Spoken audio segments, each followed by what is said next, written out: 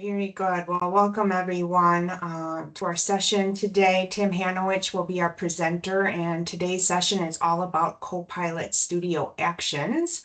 We do aim to provide a digital event today that respects all individuals. So we ask that everyone assist in providing a welcoming and safe environment. We do bring 3 of these events to our customers each month. So if you have a topic that you'd like us to present on in the future, we would love to have you drop that in the chat so we can take consideration of that in our programming. And actually would love to take a minute here before we get started on the topic to get your feedback and input into this program. So this is to provide value to you and help you realize value in the investment that you've made in Microsoft Business Solutions. So I put a link to a survey, literally 3 to 5 minutes. If you could take some time right now to answer a couple quick questions and give us input as we start to strategize for next year's program, our fiscal year. It starts in July. We're going to take a break in July, and then we'll resume again in August.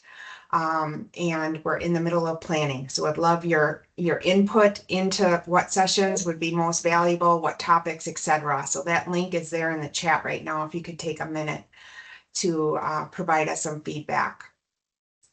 And to minimize any distractions or potential background noise today, we are going to leverage a chat for questions during the presentation. Please post your questions in the chat and we will get those answered as we're presenting. We've got a couple folks here standing by to answer questions while Tim is presenting. And then additionally, I will send an email containing the recording. I'll send that out next week, Monday. If you don't wish to receive those in the future, just go ahead and reply back to that email and I'll take you off that distribution going forward. So with that, thank you very much for presenting on this topic here today, Tim, and I am going to hand it over to you now. Thank you very much. All right, my pleasure, Deb. Thank you very much as well, and thank you for the very, as always, structured and very warm introduction there. And first of all, thank you all for joining today. I see we have 76 people on right now, so a large number of people as far west as Hawaii and as far east as Maine. So thank you for being here, first of all. You know, we put a lot of time and energy into AI, but more specifically agentic AI here at Microsoft, especially applying it to SLG operations ethically and safely. So your attention today is super appreciated, and thank you for the trust in our content. So we have some really cool content prepared for today. But before I do, I do want to ask for some audience participation, and not with one of you, but with all of you rather. And I want to run through what I'll call here an experiment, or if you want to call it a simulation, probably that too. But I want to walk you through a series of situations, and I want to ask you in the situation what you would do. So I want you to imagine right now, imagine you're in a very different role in SLG. Imagine you work at a law enforcement agency, which some of you probably do, but imagine that you lead a team of call center reps. So people that would be calling into the non-emergency, non-911 phone line, and people that help them with basic questions, right? Imagine you lead that team and you just hired the newest member of your team. Her name's Emily. She is motivated, she's pumped, she's happy to start her new role, and she can't wait. But the challenge is she's totally brand new and she's kind of apprehensive about starting her job. Reason being is because the job's not super easy. The job can be quite complicated, and she might be called for a number of different things. Everything from super common questions you might get, for example, my car got towed, where did it go, to about parking rules for downtown, to what steps to follow to become a neighborhood watch group. There's questions that are simple Q&A. Then there's actual tasks you must do, like, for example, data entry and stuff like that, maybe scheduling follow-ups on the staff's calendars. And on top of that, it's a hard job. naturally people probably call into police agencies disgruntled, upset, in a hurry, maybe not too happy. So Emily is also a bit stressed about her job overall. But anyway, Emily's still pumped, but she's also nervous, and she needs to be trained for her job. And as the manager of Emily, it's your job to ensure she's prepared to have success in her role. So my question to you is, how would you do it? What would your approach be? And I want to throw out here to you two different options, approach A and approach B. Approach A would be you take on the effort of establishing basically a very comprehensive script. So you maybe go through the last year's worth, for example, of calls, their transcript, and you figure out the very common questions people might be calling in for, and you document in a Word doc or a PDF or some big book every possible question people might ask, and then every answer Emily should give them. And if it's a task thing, you walk through for Emily, step one is do this, then this, et cetera, et cetera. That's option A. So give her a massive script and just say, Emily, follow the script. Find the question, find the answer for the question, read it off. That's your answer. That's A. Approach B is a bit different. In approach B, you give Emily the underlying resources she'll need to know where the answers are. So for example, you might say to Emily, oftentimes your answers people call in for are actually found on our public facing website. So find them on there, for example, through a Bing search or a Google search. Here is a internal facing PDF or a Word document that outlines our process. Refer to that, and then find content in that, and then use that to respond to them. Or if Emily has to interact with a CRM system, teach her how to do that and teach her the program, teach her its menu, stuff like that. And then very importantly, because people probably call in disgruntled and it can at times be flustering for Emily, train her on staying calm and how to keep people calm and not get worked up from that. So Deb's putting up right now. I want to ask you, if you were in the shoes of her manager, what would you do? How would you prepare Emily for her role? Would you choose approach A, which would be the complete comprehensive script approach? Or would you give her approach B and give her individual things she'll need to do and help her figure out how to use them to become effective at her role? So I'm going to stop there for a moment and let you answer that, and then we'll come back in a minute and we'll unpack what the answer is.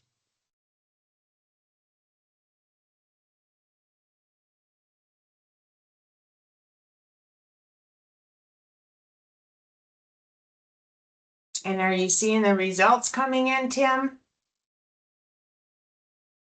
I am, Deb, very heavily in one direction, which is kind of what I thought it would be, but I'm also seeing the chat here some interesting responses, some none of the above or different ones. And if you do answer none of the above, I would love to hear what your idea would be in the chat if you can add that. And someone said mix of both. That's also a good idea too.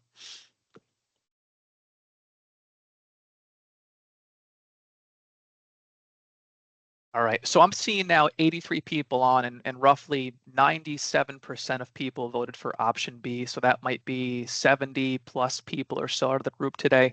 So a large number overwhelmingly voted for option B or approach B as we have it here. Now, I would totally agree with approach B. Not to say you'd be wrong if you did approach A, but approach A might favor short-term performance. It might give Emily a way to very quickly be effective in following the script, and you can put her on the phones right away. But what you're missing there is that approach, and let me share my screen too again. I think it stopped sharing. But we, again, approach A, approach B. Approach A might favor like short-term performance where you can put her on the phones right away, have her follow a script word for word. And at that point, she's effective, but she's also very brittle, right? Anything that would deter her away from the script or a possible unprepared question would cause her to have an issue and be lost. Where approach B is more so giving her the tools that she needs to do her job and kind of letting her figure it out. And maybe through trial and error and through training, she'd become effective at actually understanding not what to say specifically, but how to find the content that is what she should use to craft her response back to that person calling in. So I'm totally with you. Approach B is also what I choose. And this question's important because as we transition today into what we call agentic AI, and we reimagine what an agent can be and what it can do digitally, a lot of the same principles that we used to apply in here, for example, in training somebody, a human, to do their job, can be borrowed and extracted and used and reapplied in the virtual world with a virtual agent driven by an underlying generative AI system. So awesome, you all chose approach B, and put a pin in that because later on today you'll see this approach will be important as we build out our demo agent in the future. With that being said, though, why don't we get into the actual meat of today's content on building what we call agentic copilots with Copilot Studio. Now, before I start, I do want to ask you all, maybe by a show of hands in the teams, I'll put my hand up here to show you, but in teams, if you put your hand up, by a show of hands, how many people feel you are just caught up in a whirlwind right now of AI news? Like there's just so much of it, it's so quick, it's ever evolving, and it's hard to keep up with it. How many people feel that way? And I'll be the first to admit, I do myself, even being here at Microsoft. So 20 people, it's going 22 now, 24. I bet if I waited for people to find that raise hand button, it'd be most of the call today. So thank you for putting them up. You can put them down now. I am totally with you. AI is evolving incredibly quickly, and it's hard to keep up. And a lot of you probably hear the term agent or agentic and don't know what that means exactly. And so today I wanted to take a moment first before I dive into the demo and kind of walk you through when we say the word agent or agents, what does that mean? At Microsoft, it's really a spectrum of agents and their abilities. So we classify them here into three main categories. So think of an agent as basically, for right now at least, think of it as a chatbot that's powered by a large language model, like for example, ChatGPT. But we classify them in three main segments as to what they can do. The first one, the simplest one, the most basic one, is a retrieval-based agent. This would be, for example, a chatbot that you talk to, and the different terminology here, but that chatbot would be grounded, in quotes, in your private data. So you gave that chatbot access to a Word document you have, or a PDF document, or a website you have, for example, or a database you have, or something where you're saying to it, I want you to answer people's questions, but I want you to use this content to do so. So all it's doing really is that LLM is doing a search on that content, Control F, for example, finding that content, and then referencing that and responding to you. Super straightforward, super simple, very basic at that. One level up from that is the task agent. So this would be a little bit more advanced than the retrieval agent. And the task agent takes advantage of the model's underlying ability to not only retrieve information, reference information, and provide information, but also to take action based upon what it thinks it needs to do to satisfy the request of that user. So for example, if you asked it a question, it might know it has to, like for example, if you said to it, what's the weather in Seattle? It might know it has to perform an API call to the MSN Weather API to get that data before responding to you. Or if you say, for example, I want you to file a new incident report, it'll know it needs to take data from you that you're giving to it and then perform an API call to that API system to send data to it.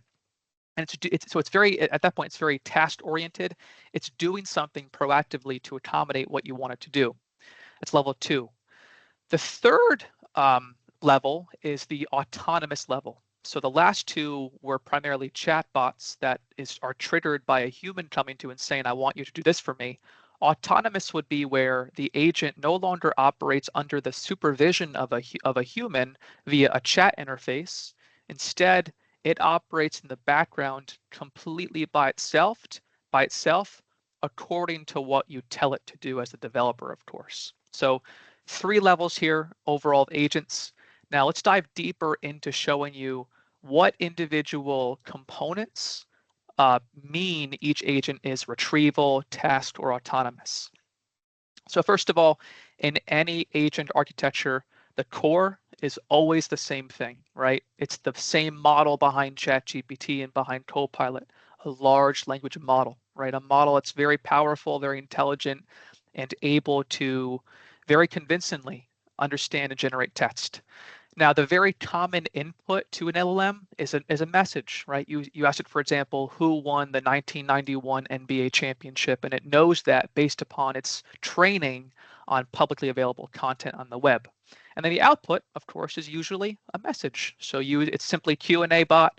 You ask it a question, it knows the answer based upon training, and then it answers you.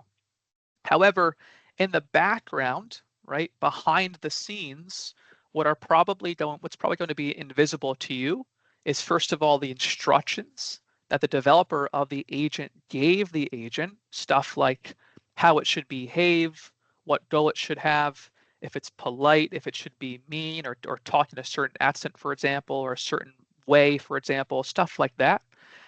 Then history. So if you have a log of chat history with it, including that, so it has context for what you mentioned before. Settings, which would be more kind of internal, kind of complicated parameters that control how it behaves.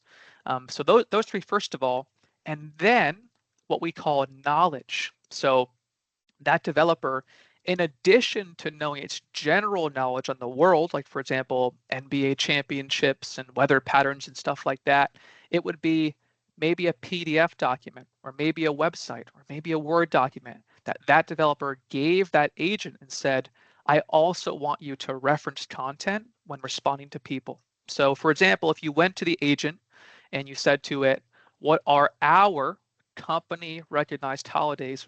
I did not mention here all of them for any, not generic. I said what are our. The model should know I'm referencing my companies, Microsoft's, or maybe in your scenario, LA County, maybe Florida, for example, your org.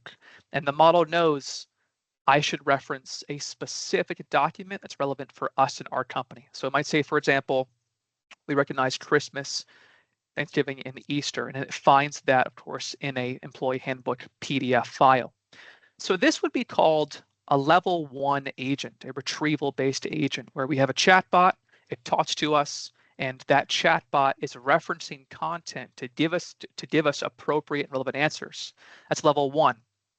Level 2 would come up when we add to the LLM what are called tools.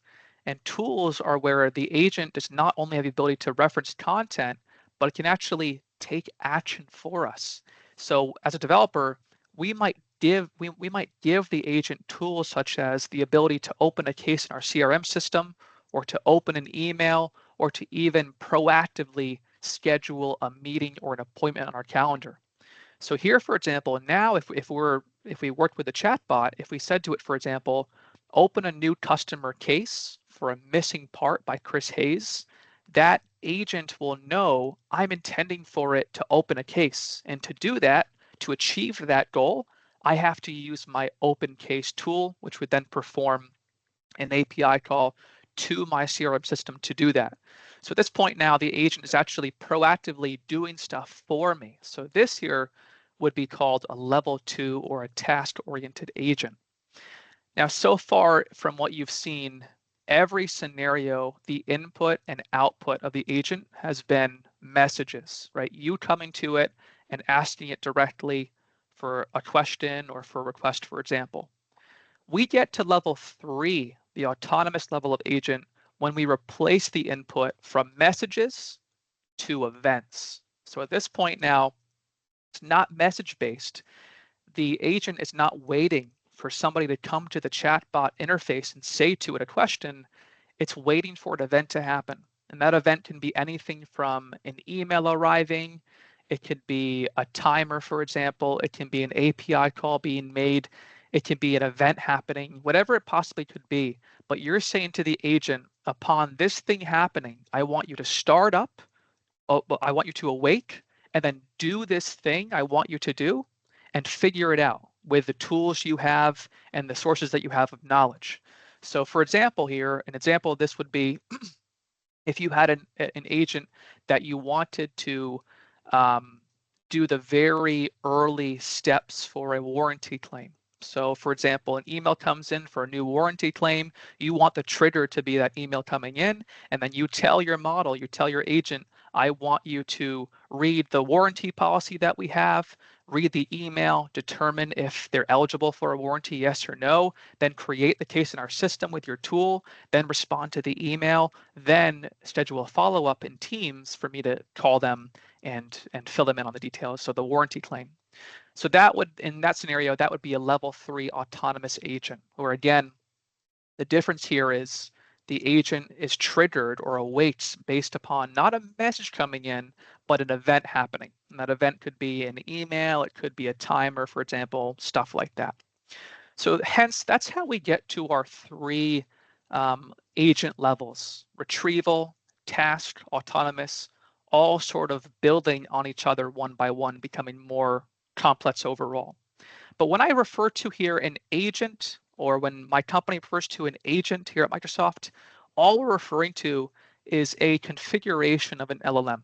So the underlying model, whether it is GPT-4, GPT-4o, GPT 4.1, 4.5, or O, or Llama, Meta, Phi, etc., plenty more, Anthropic, plenty more beyond that, but an underlying AI model, and then the individual things we're giving to that model to allow it and to instruct it and guide it to do its job for us. So now that we know what an agent is, your next question probably is, how can we build an agent, right? It's sort of like a new technology. Do we fire up a Visual Studio? Do we fire up .NET? You could do that, but Microsoft knows that building agents in a repeatable, easy, intuitive, and more importantly, scalable way is very important. And so for that, we have an entire offering called Copilot Studio for you to use. So the term Copilot, maybe you've heard from us. Copilot Studio is our answer for allowing you to build your own Copilot, aka build your own agent. So establish your own agent with your own large language model, instructions, history, stuff like that. And so today we plan to actually build out our own agent, and that agent here will be called Tipley.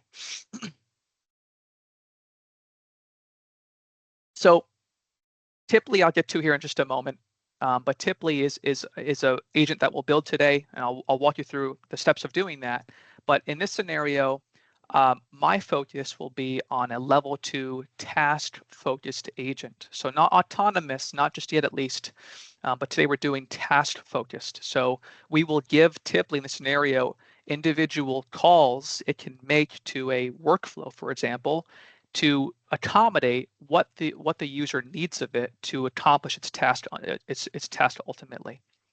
So what is Tipley?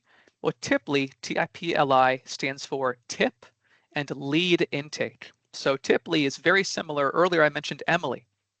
And I mentioned the role you might have of being Emily's manager and how you would lead a team of people who man a call center for a law enforcement agency. Tipley is exactly that. So Tipley is basically an AI agent that we want to give to the public, and people can contact Tipley, either call in or via chat, and we want Tipley to work with them in collecting a tip or a lead that they want to report about a crime. So maybe, for example, they saw somebody or they saw some evidence, perhaps they want to call it in, if you will. So we want to build Tipley, which would be a virtual agent here with Copilot Studio. And we want Tipley to do 3 primary things. Number 1, when people call in or people chat in on our interface, talk to them and then collect from them information about what they saw, when they saw it, stuff like that. That's number 1. Number 2, after they do that, I want to have Tipley automatically save that data to my Dataverse database for me. So have it in one place saved. And then thirdly, I want it to offer, and hopefully do this, but schedule a follow-up call with a human, with our chief detective, Jose Gomez. So that's sort of Tipley's overall mission, if you will. That's sort of my high-level mission with Tipley. So now you might say, well, how can we build Tiply? Well, remember, if we went back earlier to the exercise with Emily, and I asked you two questions, right? Would you do approach A or approach B with a human? Your answer overwhelmingly was approach B. I would not want to sit here and spend tons of time scoping out and writing out every possible question answer pair that Tiply might have. That would be exhausting. It would constantly be my job to go back in and update that script so it's up to date. Instead, approach B would work better in Emily's scenario. So give Emily the tools she needs to accomplish her job. Give her content from a website or from a PDF. Give her the ability to interact with a system, and then train her or teach her or instruct her on how to handle clients. Approach B is much more approachable from a human. And now that we're moving into the agentic world, that same principle that worked with a human is also very applicable here with AI. So the same way that you'd help a human prepare for a job, we want to use the same approach here with Tiply, our AI. So we will indeed use approach B to equip Tiply to do its job. And for that matter, we will use Copilot Studio to build our underlying agent called Tiply. So let me walk you through how I built Tiply. You'll see here it's actually very easy and very straightforward. Step number one is to go to Copilot Studio. And it's different whether you're in commercial or GCC, but we have a commercial URL. But I think most of you probably are in GCC, so you'd be at the more traditional URL we have still, gcc.powerva.microsoft.us. But you'd visit that, and on the left-hand side, you'd have an option for agents. You would click on that, and that would show you what you've built so far. You'd hit New Agent, and that would give you the ability to enter in the core details for your new agent. So I'd enter in here, for example, the name of the agent, so TIPLI, tip and lead intake. I'd also describe it here verbally, what it does, so internally people here know what Tiply is. And then from there, I'd simply hit create. And just with that now, the underlying agent structure is now there. So now I have my LLM, GPT-4o by default. I have a place to add in my instructions, my tools, knowledge, stuff like that. So now I sort of have my very blank, very empty structure, if you will, of an agent. So from here, as Tiply's developer, I want to make Tiply and give it stuff it needs to do its job for me effectively. So first things first, I want to think, going back to my goal with Tiply, if I want Tiply to talk to people, figure out information from them about what they saw, save that to my database. Number one, to do that, I have to first of all give it a tool to find an existing case in my database. Number two, to save a lead to that case. So that's number one and two. Then I want Tiply to offer a follow-up call with our chief detective. If so, I want Tiply to check the calendar of our detective to offer times and then schedule that on their calendar. So to check availability on our calendar and schedule it. So for that, I would go to the tools pane and I would add in here individually every tool or every ability Tiply might have to do to accommodate its ultimate goal. So number one is to find a matching case. So here I would build a Power Automate workflow or an agent flow, we call it here too now, that Tiply can call to and then provide basic information to search through our database of cases and find what case pertains to what they're describing here virtually. It's number one. Number two, after we found that case and after we got details from that person calling in, then the ability to then save that lead to our case. So again, another workflow here that Tiply can give that content to and then save that to Dataverse. After that, I then want Tiply to offer up a follow-up call, and hopefully they say yes. And if they say yes, I want Tiply to then search the calendar of our detective using Outlook. So I'll again have a flow here Tiply can call to pull in available times by our detective. And finally, after that person chooses what time they want to book with our detective, then the ability to then schedule a follow-up call with that detective. So here I've given Tipley 4 individual tools or actions, if you want to call them actions, but 4 things it can do to interact with a third-party system to accommodate the goal I'm giving it of collecting information, saving it, and scheduling a follow-up call. Now, again, these are Power Automate workflows. And so I basically made the vessel, if you will, that Tipley will call to, and then directly inside of my flow, I'm handling the logic of performing that Dataverse search, for example, or saving that content to Dataverse. So here, for example, in the first one for find matching cases, the workflow might look like this. So it might say, for example, when the agent calls to my workflow, do a Dataverse search. That should be Dataverse, by the way, the logo, not Word. Find the top case and then send that back to Copilot Studio. That would, for example, be what a workflow looks like. So taking the input from my agent, doing what I need to do with it, and then sending that back to my agent for review later on. So again, in summary here, first of all, I've given Tipley the tools that it needs to do the job that I'm giving it to do.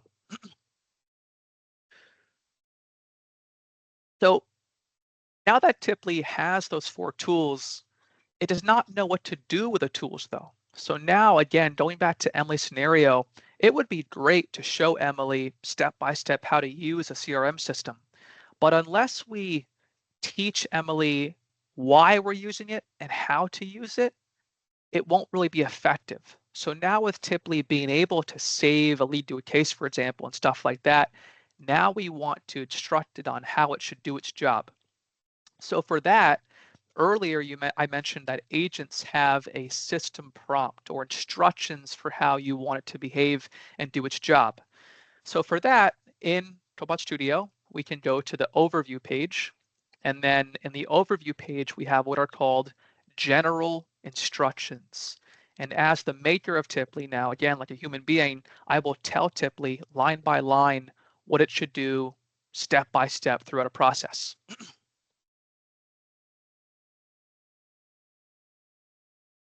So I'm going to go through here for you one by one, very slowly, what I've told Tipley to do. Prompt Engineering 101 is to tell the agent who it is and what its job is. So I say it here, you are Tipley, you're a tip and lead intake agent that serves as an AI-driven call dispatcher at a police department. Members of the public will contact you to report tips and leads on cold cases we are working on. So you are Tipley, here's your name, here's your role. Then I say here, for example, step by step, what the agent should do to accomplish its goal. I said here, for example, step number 1, here are your step-by-step instructions for working with people that contact you. Number 1, collect information. Work with them to collect detailed information about what they saw. Ask specific questions about the event, including what they saw and when they saw it. Number 2, find the case. Provide a summary of this collected information, what they saw, to the find matching case action. This action will return the correct case or incident. So that's number 2. After this, step number 3 would be confirm the case. Inform the caller that you have found the correct case without divulging too much information about that case, right? So we don't want it to tell everything about it, such as who the people were. Simply just say, we found it, high level, what you're referring to. Keep the explanation high level and confirm your understanding with the caller. Number 4, collect further information. So ask the eyewitness to describe what they saw in further detail. Collect important information that may be used in future investigations. Collect information like the date and time they witnessed it, the location it was witnessed at, and their first and last name. After that, now is where I'm telling Tipley to then perform an action. So now I'm saying step 5, log the lead. Use the save lead to case action, right, my workflow, to log detailed information about what they saw, and before submitting, confirm the accuracy. Step number 6, thank them. After saving it, inform the caller that their report has been saved and thank them for reporting it. So again, I'm saying here as well, be polite in what you're doing with this caller. Number 7 is now stage 2 of Tipley's job. That's to offer a follow-up phone call. So I say here, politely ask the caller if they are open to a follow-up call with Chief Detective Jose Gomez. If they decline, thank them again and end the conversation. If they accept, proceed to the next step. Step number 8 would be to find available times for a follow-up call. So again, I'm saying here, proactively use the find available follow-up call time action to search through Detective Gomez's calendar for availability. So that action will then go to his calendar, find some slots and propose them back to the agent. They can give now to the caller and say, here's what he's available for. I then say, provide the times to the caller and ask which time works best for them. Step number 9 would be to actually do the scheduling of the follow-up call. So I said here, use the schedule follow-up call action to schedule the call on Detective Gomez's calendar. Collect necessary information from the caller, such as their cell phone number in XXX format, a 10-digit number separated there by dashes. And then finally, step number 10 would be the last one, and that would be confirm the follow-up call. So confirm with them that it's been scheduled, and then Chief Detective Gomez will call them at that scheduled time and thank them again. So that's my entire system prompt to Tipley.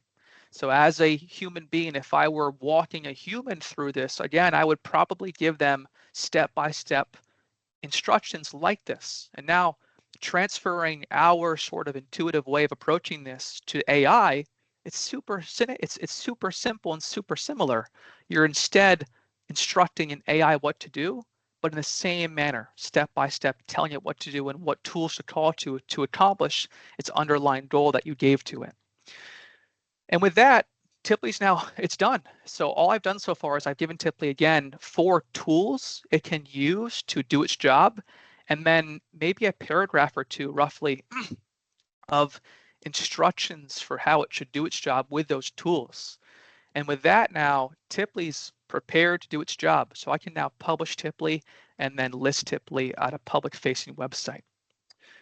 So with that then said, I do want to now transition into a demo of Tipley. So now you want to probably see it in action. So give me just a moment here and I'll get that ready to go.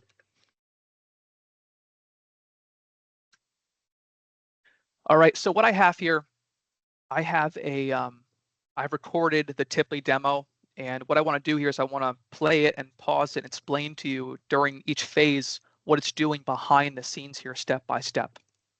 So I'm going to play it here, then pause it, and so forth. So first of all, Tipley will be available, of course, through a chat interface through Copilot Studio. We can easily embed that through an iframe on a public website. For example, here, what I have right here. So Tipley will be available through like a chatbot interface. And then any member of the public can then come to Tipley and then ask it questions or give it a prompt.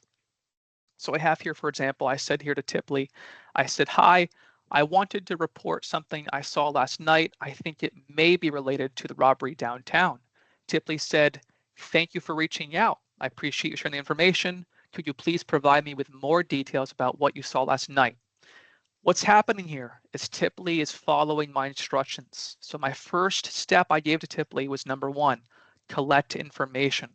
I said worked with them to collect detailed info about what they saw, asked about the event, when they saw it, and what they saw. So now Tipley is indeed following my first prompt here, my first request of Tipley. I'll hit play here again. So here I'm going to respond back to Tipley and say, I was walking my dog to the corner of Swift Avenue and Burletto Drive around 8:30 p.m. last night on January 5th.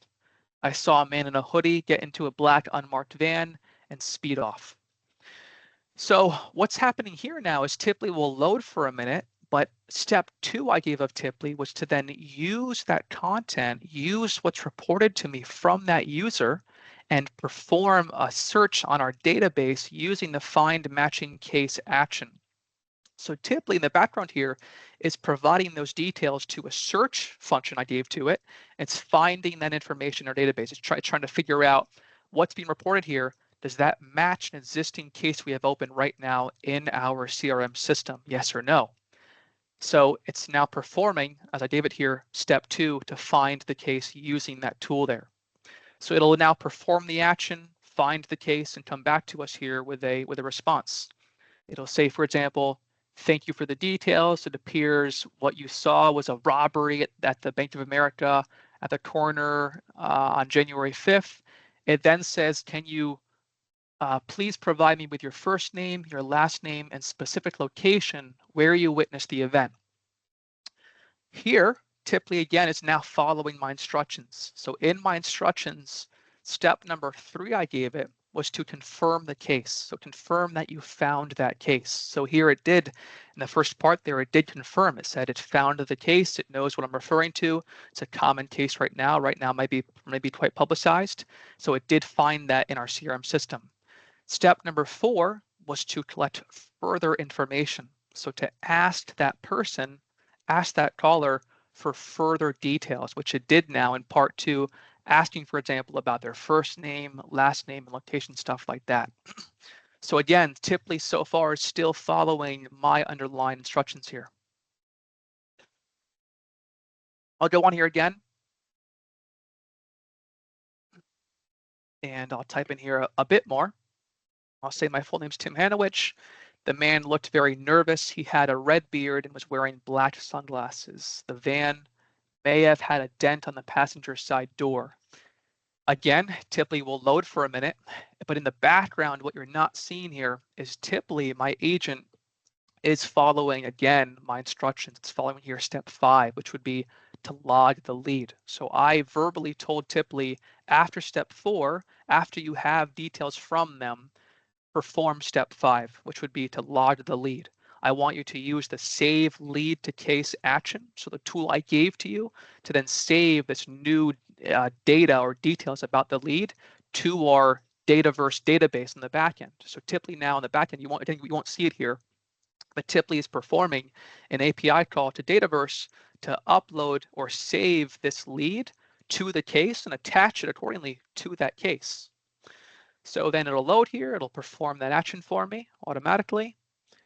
And then it should respond back to me.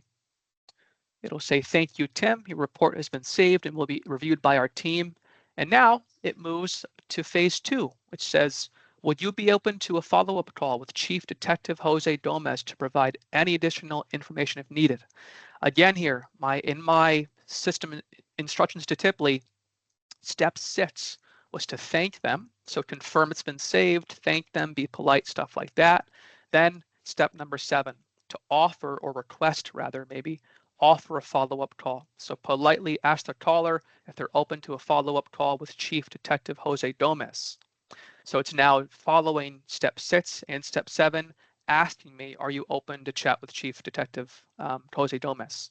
So here, I'm going to say yes. So I'll just say sure back to Tipley.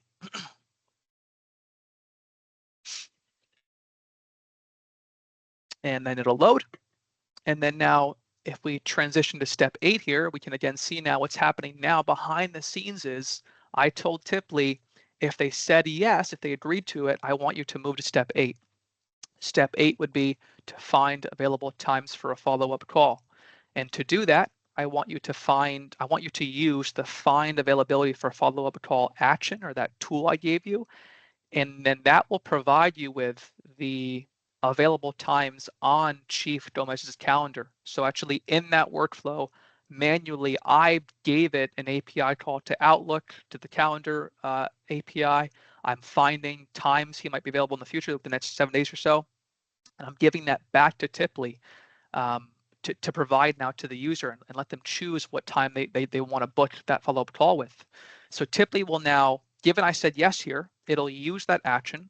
It'll get from that action maybe 4 or 5 times, for example, and then propose to me, the user, what time do you want to book with Chief Detective Jose Gomez? So it'll perform the action and then get back to me here with a response. And it'll say, Chief Detective Jose Gomez is available for a follow-up call at the following times. So I have April 2nd, 5th, etc., etc. Let me know what works and then give me your phone number. I respond here and say, April 12th at 10:45 a.m. Eastern Time works well. You can reach me at 941-555-8403. So again, I'll now send the Tipley, and then finally, I get here to step number 9 of my agent, which would be to schedule that follow-up call. So I say here again, use the schedule follow-up call action to schedule that call on Detective Jose Gomez's calendar, and then provide that cell phone number in the ets, 10 digit with dashes format.